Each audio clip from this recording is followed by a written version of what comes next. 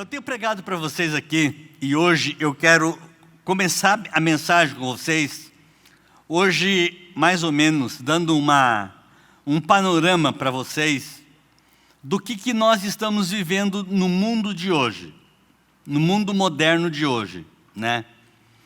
Hoje a gente vive a maior incerteza que um ser humano possa ter na sua vida. Se alguém me disser como será o dia seguinte, o after day, não é? Eu vou dizer honestamente que tu vai estar chutando, a não ser que o próprio Senhor traga revelação e traga entendimento a respeito de todas as coisas que nós estamos vivendo. Por muitos anos, o Brasil viveu o medo de que as igrejas fossem fechadas, não é verdade? Eu lembro-me quando Lula assumiu o primeiro governo, 360 pastores foram no Palácio do Planalto, eles viajaram com Lula pelo Brasil inteiro para eleger o Lula. Depois nós tivemos anos de bastante dificuldade, né? A gente passou ano de muita dificuldade.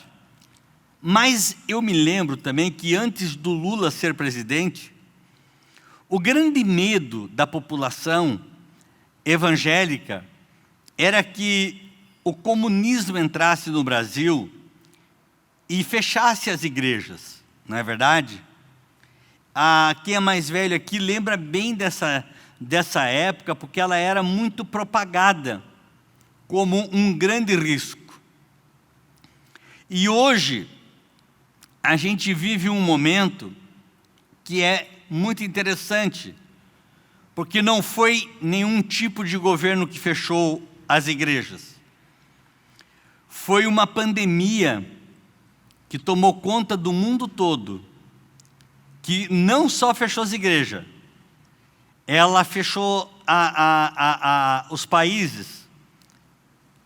Se o ano passado, nessa época, nós disséssemos que hoje a gente estaria dois aviões saindo apenas à noite para São Paulo, você diria, isso eu não acredito, isso é loucura. Se dissesse para você que hoje não existe voo de Londres para Nova York, você diria, tudo isso é loucura. Isso apenas revela um ponto de que nós estamos vivendo no mundo da mais profunda insegurança. A gente vê, de todas as formas, as pessoas procurarem uma solução e procurarem ter uma solução para resolver o problema atual do coronavírus, do Covid-19. Mas a gente não tem uma notícia boa que a gente possa se ancorar, a não ser uma que veio de Israel, que em junho eles começam a botar em prática o teste de uma vacina. Então, observe uma coisa, o quanto essas coisas, elas podem nos tornar inconstantes.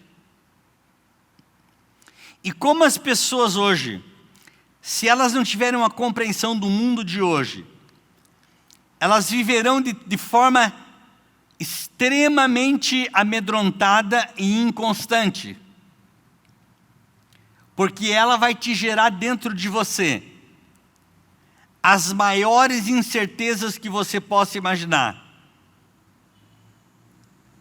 E nada daquilo que eu e você possamos fazer hoje, ela pode mudar a realidade do mundo de hoje. Ela pode mudar a realidade do mundo de hoje. Porque ela simplesmente, o mundo sofreu um lockdown que ninguém mais escapa dele, não respeitou rico, não respeitou pobre, não respeitou a maior capital do mundo, que é Nova York, não é? O Brasil cresce dia a dia, não é? Assim como cresce no Brasil também a discordância. O que nós vivemos hoje no Brasil é uma pandemia literal, no sentido de não haver acerto, de não saber a direção que se deve tomar. Tudo isso leva o quê?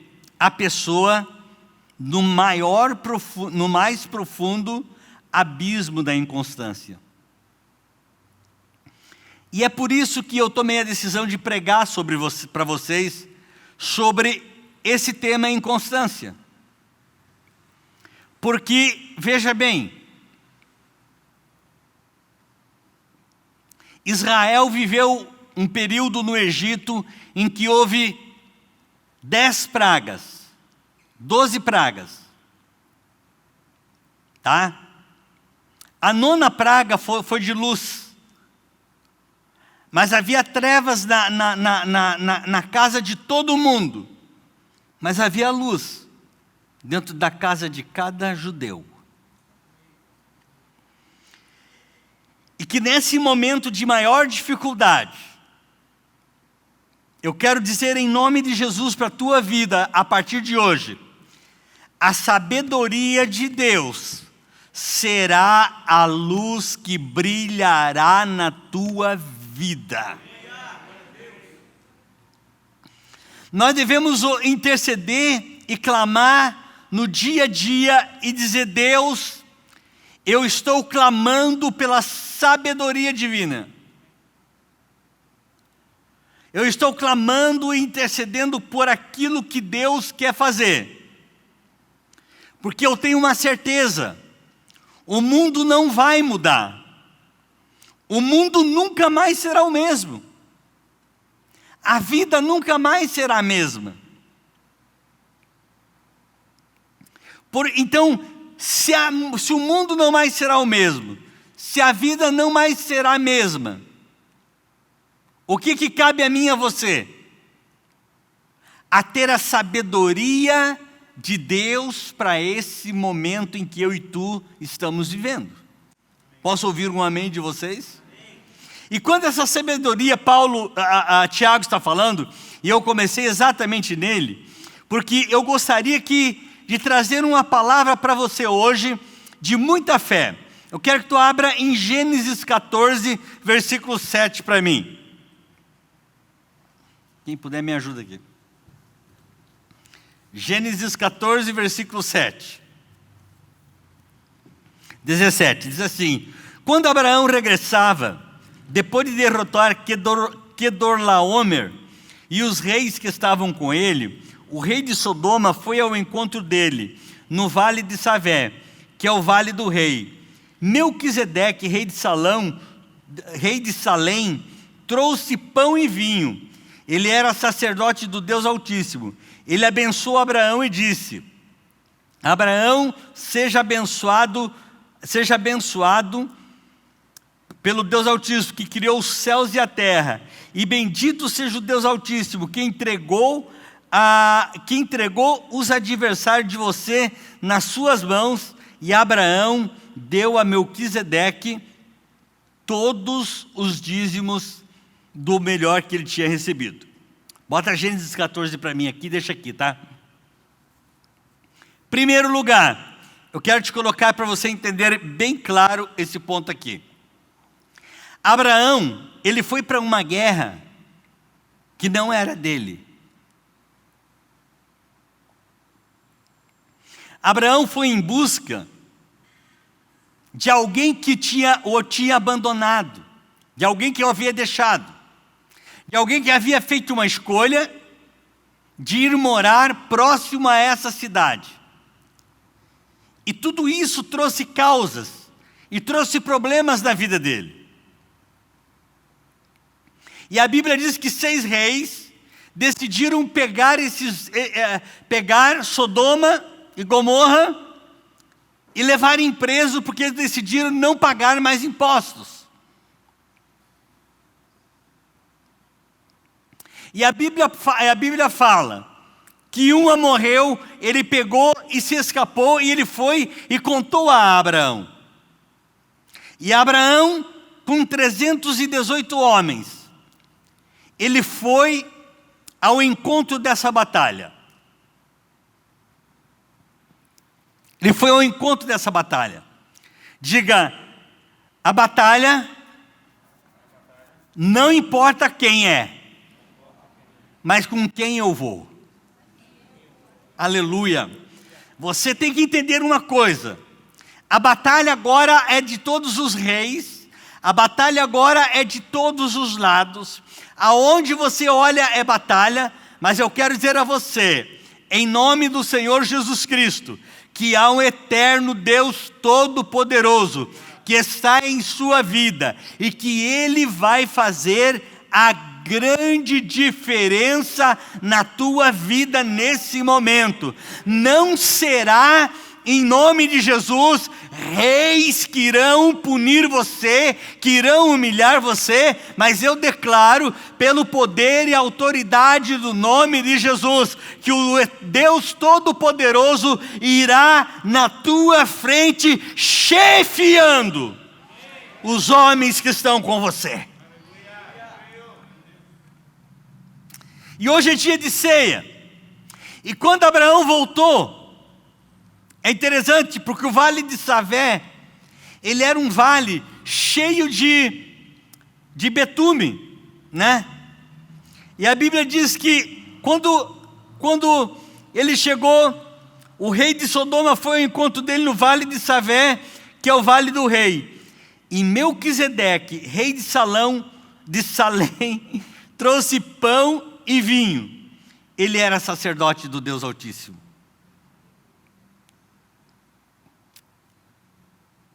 Diga, ele trouxe pão e vinho. Diga, ele era sacerdote do Deus Altíssimo. E ele disse, bendito seja Abraão.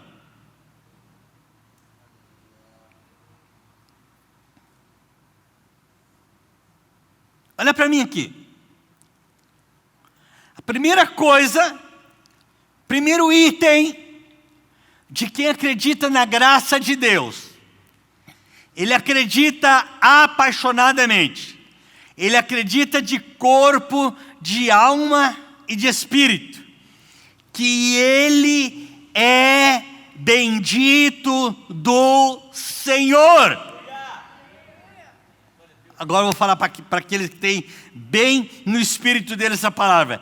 Ele é abençoado do Senhor.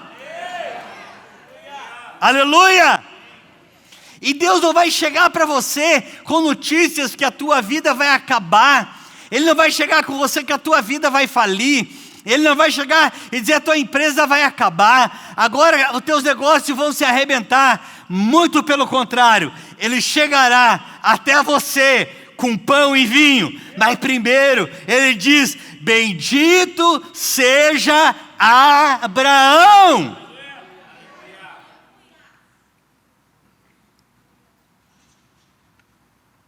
Você sabe o que mantém a palavra viva em pé hoje? É porque eu entendi há anos atrás algumas coisas antecipadamente. Eu preguei isso domingo, mas deixa eu repetir isso para você, porque isso é opcional. Há anos eu entendi que a igreja devia entrar na era digital. Na era digital.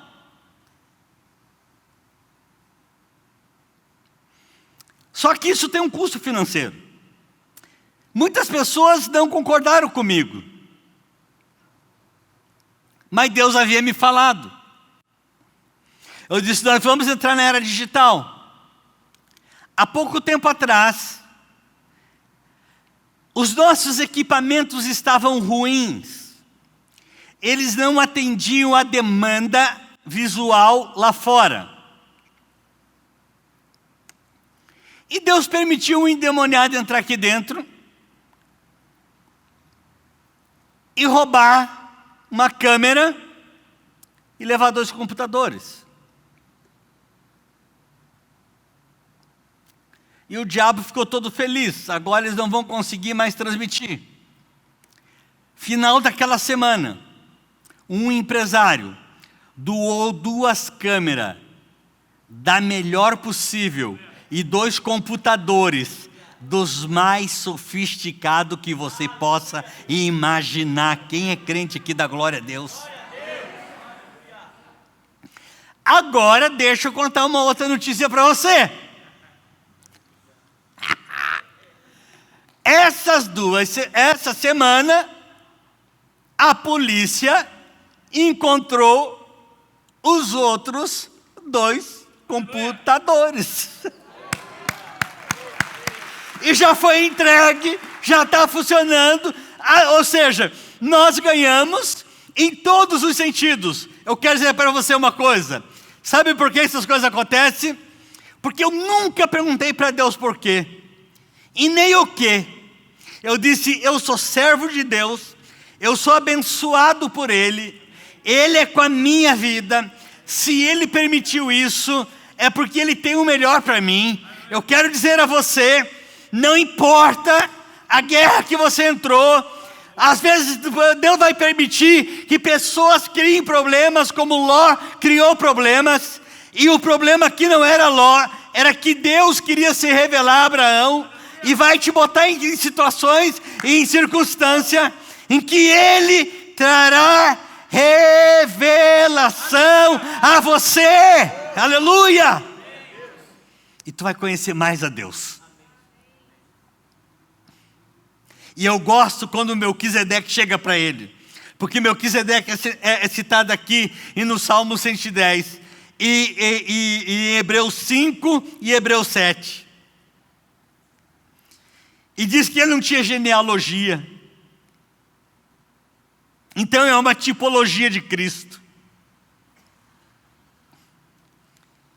Melquisedeque, rei de Salém, trouxe pão e vinho. Ele era sacerdote do Deus Altíssimo e abençoou Abraão. Seja abençoado pelo Deus Altíssimo que criou os céus e a terra. E bendito seja o Deus Altíssimo que entregou os teus adversários nas tuas mãos. Eu não sei do mundo. Eu não sei como é que vai ficar a economia do mundo. Eu não sei como é que vai ficar a economia do nosso estado. Mas eu sei de uma coisa. Tu és um bendito do Senhor. Tu é abençoado pelo Senhor. Tu tem que se convencer disso. Eu não quero que tu saia daqui se convencendo que você não é isso. Por que você está dizendo isso? Porque em Cristo eu sou abençoado com toda a sorte de bênção espiritual em Cristo Jesus, o Senhor.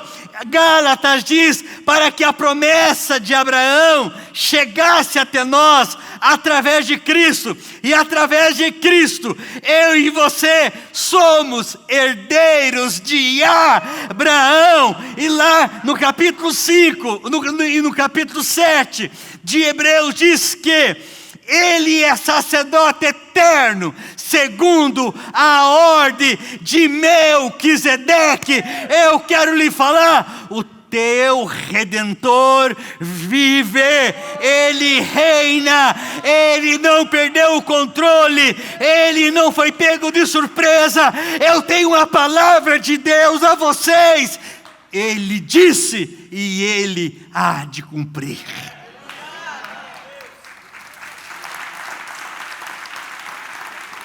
Diga, Ele vive!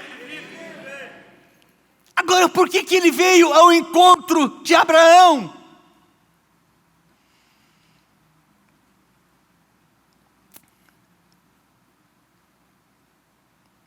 Note uma coisa. O rei de Sodoma, ele veio ao encontro de Abraão todo sujo. Melquisedeque veio todo limpo.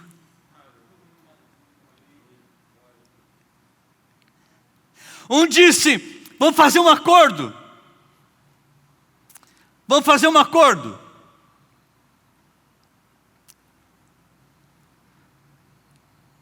Me dá as pessoas e leva todos os bens.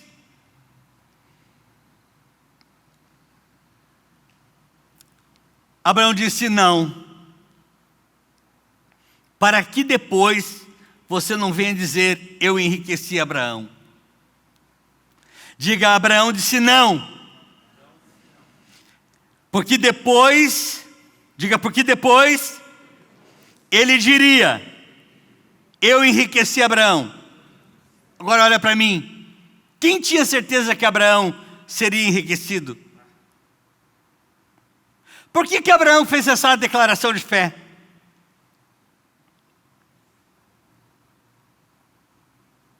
Por que Abraão fez a declaração de fé que ele seria enriquecido?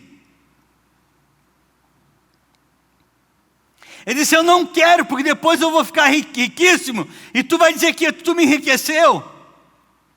É porque ele sabia que Melquisedeque, o rei de Salém, que o havia trazido pão e vinho, haveria de enriquecer e prosperar a vida dele. Deixa eu te falar, a inconstância do teu coração em acreditar que Deus pode fazer você uma pessoa próspera, uma pessoa abençoada, uma pessoa com vida abundante, isso é o teu maior inimigo. O que nós vivemos hoje de batalha espiritual no mundo todo é um prato cheio para você se encher de incredulidade. Hoje é diabólico você botar em determinadas emissoras de televisão.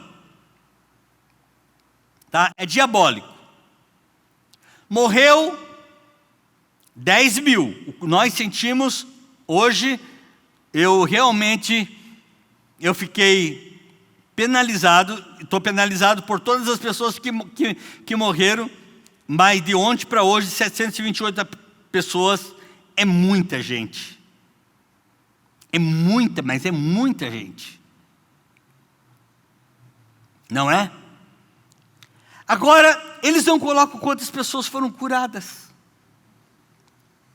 Do tipo, ok, eu gosto do prefeito Jean Loureiro, porque ele tem feito absoluta questão de mostrar quantos doentes tem, quantos foram curados, quantos tiveram de óbito e quantos estão se recuperando. E hoje aqui em Florianópolis temos 7 óbitos, nós temos 300 e poucos curados e apenas 98 ainda que estão sendo tratados.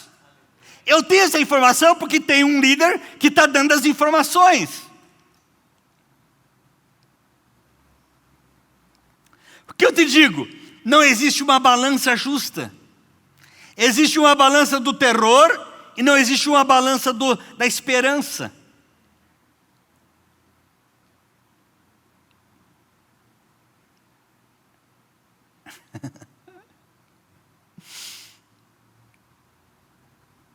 Deixa eu dizer para você, qual é a balança que você está se pesando.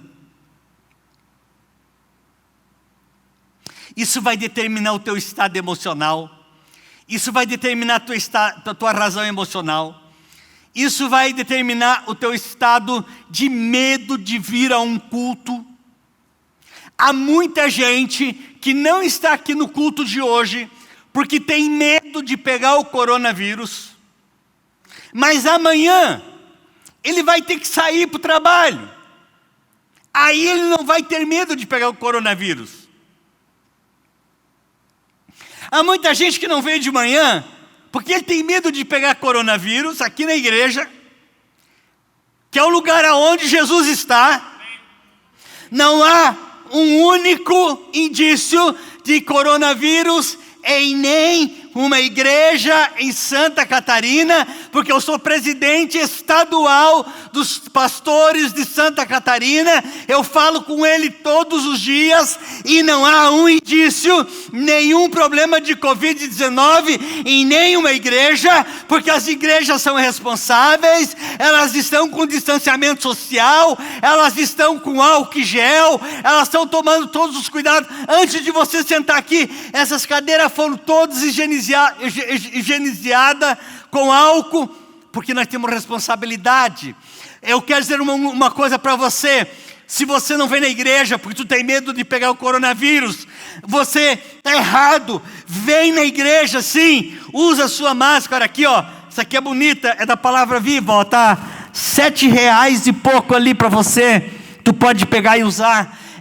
Eu quero dizer para você, aqui você não vai pegar. Por quê? Porque Melquisedeque está aqui, o rei de Salém está aqui. Nós somos abençoados pelo Senhor. O Senhor protege as nossas vidas, o Senhor cuida das nossas vidas, o Senhor é o que te guarda. Ele guarda o teu deitar, Ele guarda o seu levantar. Se o Senhor não guardar a cidade, em vão vigia o sentinela. Eu quero falar a você: para de ter medo e para de viver a síndrome do medo, e venha viver a síndrome do Melquisedeque, o rei de Salém, que te abençoa.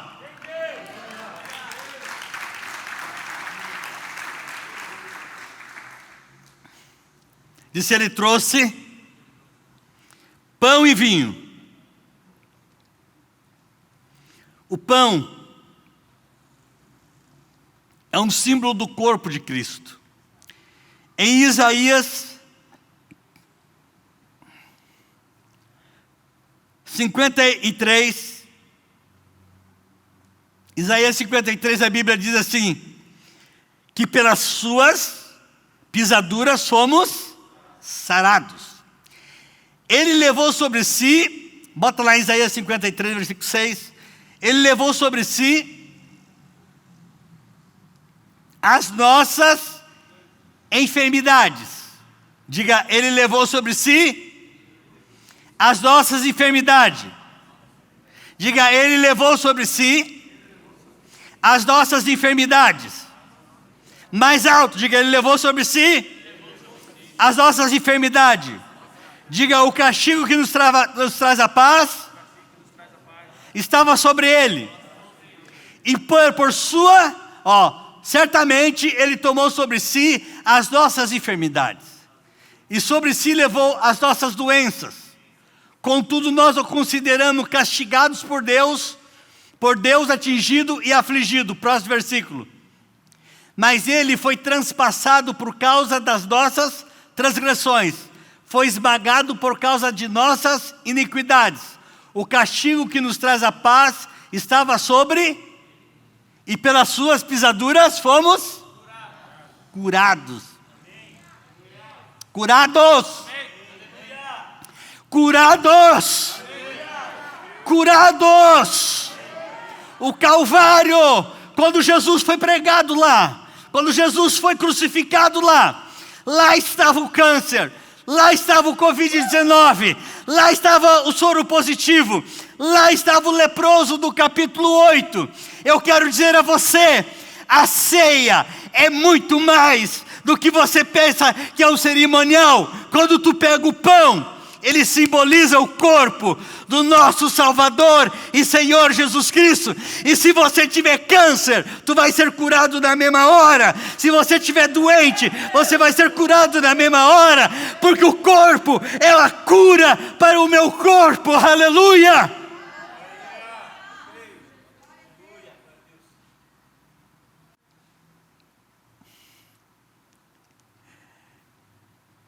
Pelas suas feridas fomos curados.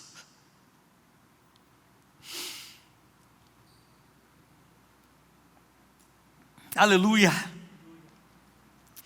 Ceia não é apenas tu comer um pedaço de pão. Tu pegar o elemento não é apenas um pedaço de pão. Não. Nesse pedaço de pão tem uma simbologia e tem uma verdade acontecida há 2000 anos atrás. Que alguém pegou os meus pecados, pegou as minhas transgressões, pegou as minhas feridas, pegou as minhas emoções, pegou as minhas angústias, pegou os meus medos e pregou na cruz do Calvário. E quando você toma ceia, nesse mesmo momento, você está sendo curado de todo o tipo de enfermidade em sua vida. A Bíblia diz, lá em Coríntios, no capítulo 11, quando Paulo fala sobre a ceia, ele diz: eu recebi do Senhor o que eu vou passar para vocês.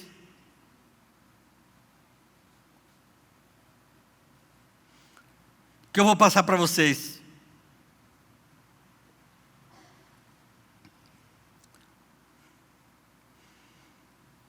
Ele disse assim, ó: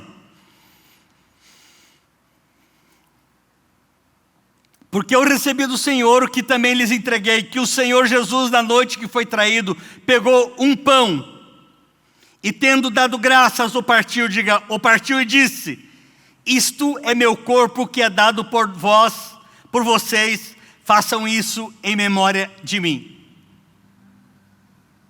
Do mesmo modo, depois da ceia, ele também pegou o cálice, dizendo: este é o cálice da nova aliança no meu sangue, façam isso em todas as vezes que o beberem, em memória de mim. Porque todas as vezes que comerem este pão e beberem o cálice, vocês anunciarão a morte do Senhor até que ele venha. Por isso, aquele que comer o pão ou beber o cálice do Senhor indignamente, será réu do corpo e do sangue do Senhor. Que cada um examine a si mesmo, e assim coma do pão e coma do cálice.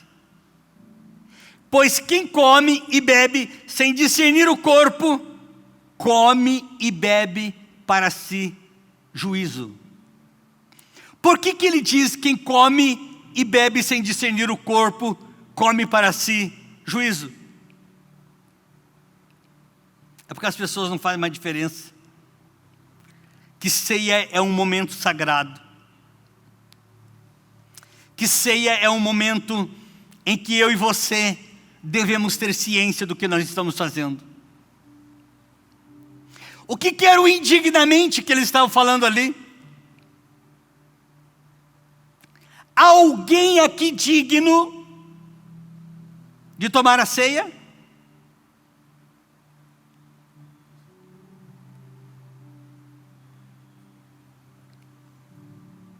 Ele não está dizendo: vocês não são dignos de tomar a ceia, porque daí seria um adjetivo.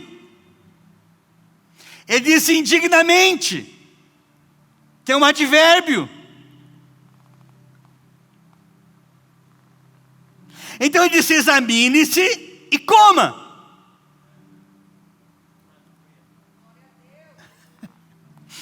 Ele disse: examina-se e coma.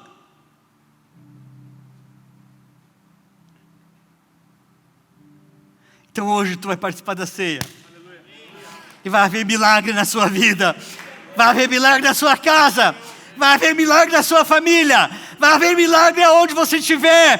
Porque você vai tomar. Eu vou explorar muito mais isso aqui. E vai quebrar a inconstância. Ele disse: por essa causa há muitos doentes entre vocês. Há muitos dos que dormem. Há muitas pessoas que estão com problemas. Há muitas pessoas que estão com fracasso. Qual é a causa?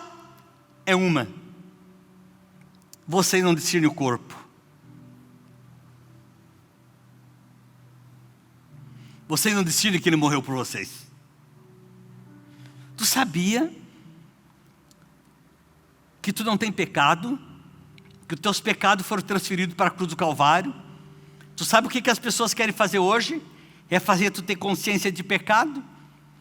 Quando você tem que ter consciência que Jesus pagou o preço pelos teus pecados. Você tem que ter consciência que tu é justiça de Deus. que tu és justificado pelo sangue do Cordeiro, que tu és justificado pelo sangue derramado, que o corpo levou toda a culpa do seu pecado, que tu tem paz com Deus através de nosso Senhor e Salvador Jesus Cristo, e você está em paz com Deus, e todos vocês estão em paz com Deus, através de nosso Senhor e Salvador Jesus Cristo. Ele é a nossa paz. E só para encerrar para vocês,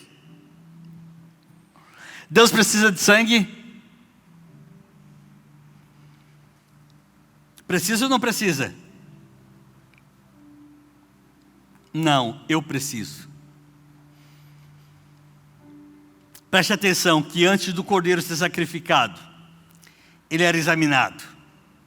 E se o cordeiro fosse aceito, Israel estava sendo aceito. O cordeiro foi examinado, era examinado 7 vezes. Por 7 vezes Jesus foi examinado.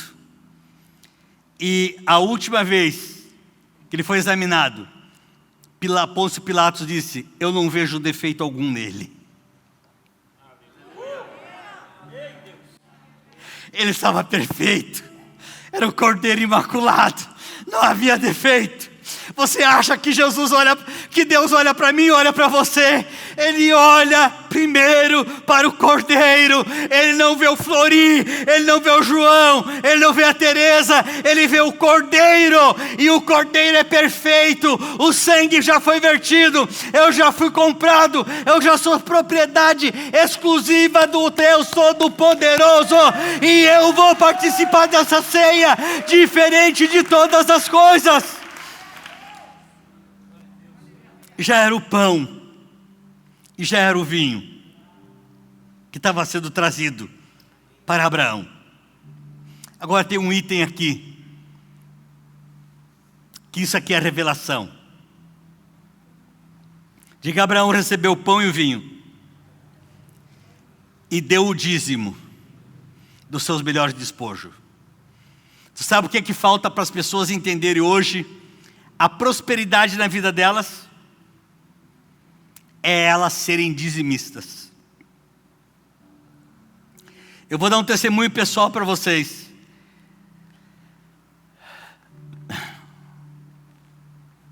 Pessoal para vocês.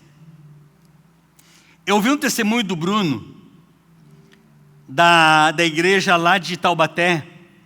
Não sei como é que é o nome da igreja lá. Casa de não sei o quê. Mas ele é uma bênção de Deus. Eu gostei muito do testemunho que ele teve. E aquele testemunho tocou muito o meu coração.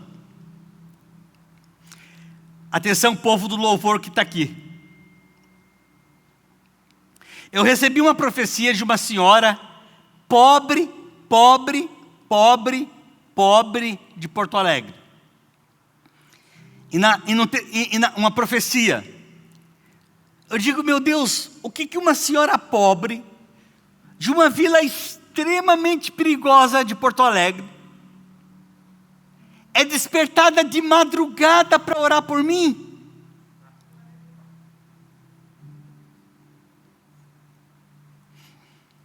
Aquilo me comoveu. Eu comecei a ouvir, eu comecei a chorar.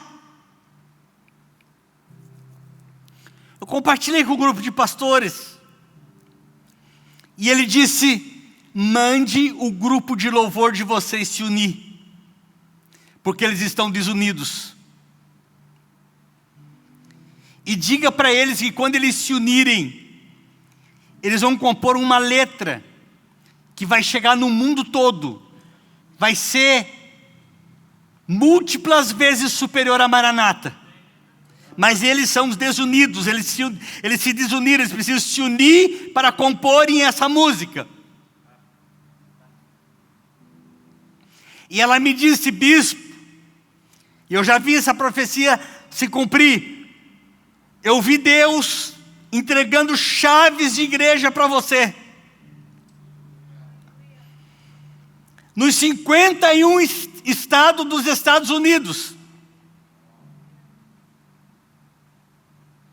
E há poucas semanas atrás eu recebi uma mulher aqui, mãe do Júnior Galvão, Ela tremia com uma carta que Deus havia falado, e ela dizia as mesmas coisas.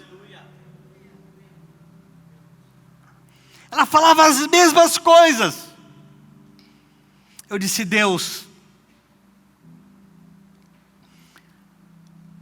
eu estou com o meu cheque especial, está batendo no meu limite e baixando o meu limite. Mas hoje de manhã eu vou chegar na igreja na segunda-feira. A primeira coisa que eu vou fazer, eu vou dar uma oferta para essa senhora, e eu vou dar uma oferta boa para ela. Porque ela tem sido profeta sobre a minha vida, e tem acontecido isso na minha vida.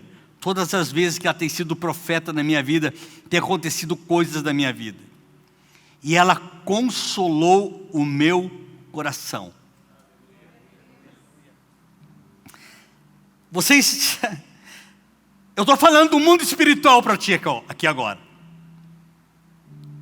E no mundo espiritual, eu me acordo 5h30 da manhã, eu olho o meu WhatsApp, está uma oração do Sérgio,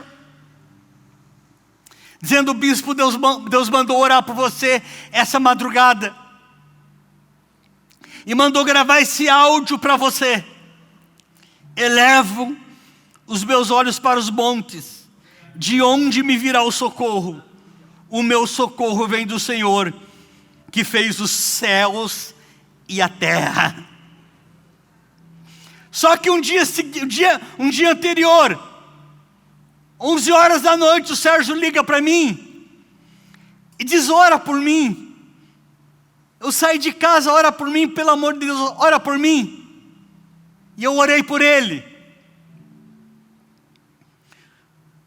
No outro dia que ele tinha me mandado o áudio, ele disse: meu bispo do céu, essa irmã Ivone me mandou uma profecia aqui, que nós estamos tudo em prantos dentro da nossa casa, em choro, está uma revolução isso daqui. A mesma profeta sobre a minha vida.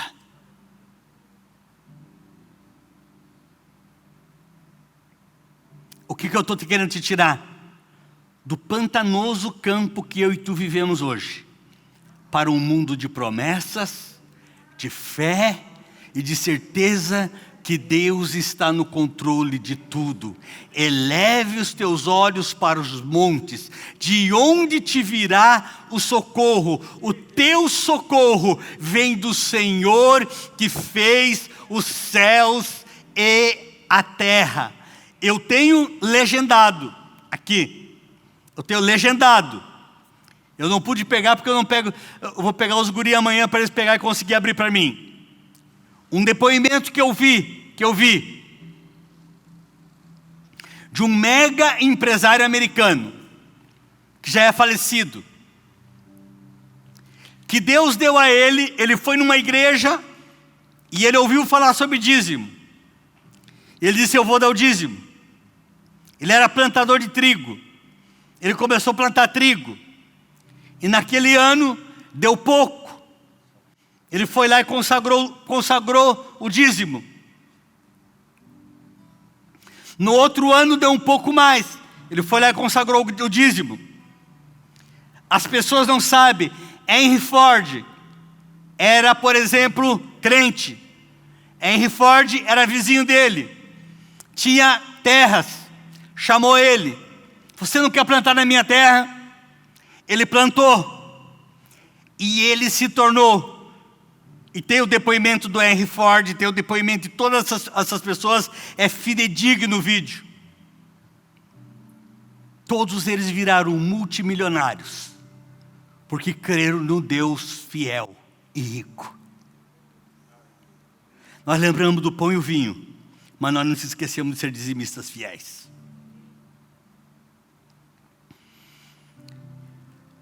Eu quero te fazer uma pergunta, hoje. Tu crê que Deus pode te enriquecer nesse mundo aqui? Levante sua mão com fé agora. porque você vai ouvir essa mensagem direto aqui, a partir de hoje, com muita consistência bíblica que eu vou pegar para você, com muita base bíblica. Tu crê que Deus pode ser fiel? Quantos querem fazer um voto de serem dizimistas aqui? Levante sua mão bem alto. Fiel a Deus. Diga: Deus, eu vou ser fiel dizimista. E Deus vai te abençoar. Para finalizar, na segunda-feira, mesmo de manhã, eu recebo uma ligação de um amigo meu. Disse: bispo, não me leva mal, eu posso te ajudar pessoalmente? Tu foi tão benção na minha vida. Eu disse: pode, mas eu estou pensando que é lá R$500.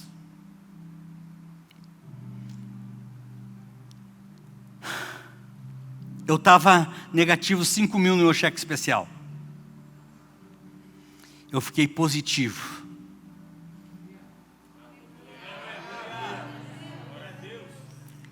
Trinta minutos depois de entregar a oferta para a mulher. Deu mais uma hora. Um empresário de outro estado me ligou. O senhor se ofenderia se eu ajudasse o senhor e a sua família? Eu disse: não, eu não me ofendo, não. O senhor se ofenderia de mandar uma foto do seu cartão do banco? Se não me ofendo, não, pode ir tranquilo, está aqui a foto. Eu vou dizer aqui para você uma coisa: eu terminei aquele dia mais ou menos 10 vezes mais do que aquilo que eu tinha semeado na vida daquela mulher. Aquele que observa o vento nunca semeará. Você quer ser um vencedor a partir de hoje? Eu sei que essa mensagem, ela é polêmica, mas eu vou te dar consistência bíblica, eu vou te dar embasamento bíblico nas próximas mensagens. É uma das áreas em que os crentes são mais inconstantes na vida deles. E desagrega a tua vida financeira, desagrega toda a tua vida familiar. E eu quero orar por você agora. Eu quero orar por pessoas com voto agora. Jacó fez voto ao Senhor. E Jacó a Bíblia diz que o homem tornou-se rico e foi enriquecendo cada vez mais, até tornar-se riquíssimo. E eu quero orar por você essa noite. Eu sei que é uma mensagem de cura financeira, de cura física e de cura emocional. Porque Melquisedeque está aqui hoje para liberar sobre você uma grande bênção.